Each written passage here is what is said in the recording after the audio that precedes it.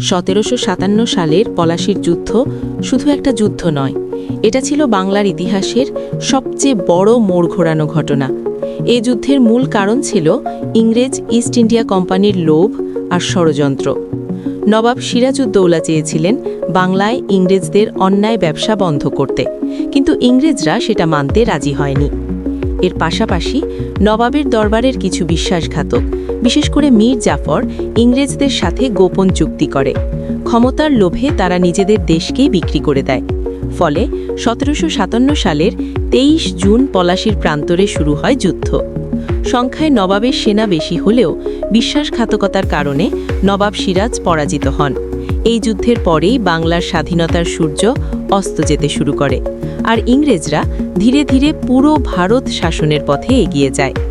পলাশীর যুদ্ধ আমাদের শেখায় ভিতরের বিশ্বাসঘাতকতা জাতির জন্য কতটা ভয়ঙ্কর হতে পারে। যদি ভিডিওটি তোমার ভালো লেগে থাকে তবে একটা লাইক দিতে ভুলবে না। তোমার বন্ধুদের সাথে শেয়ার করো যাতে তারাও নতুন কিছু জানতে পারে। আর হ্যাঁ, এমন আরও তথ্যবহুল ভিডিও পেতে অবশ্যই চ্যানেলটি সাবস্ক্রাইব করে বেল আইকনটি অন করে রাখো। দেখা হবে পরের ভিডিওতে।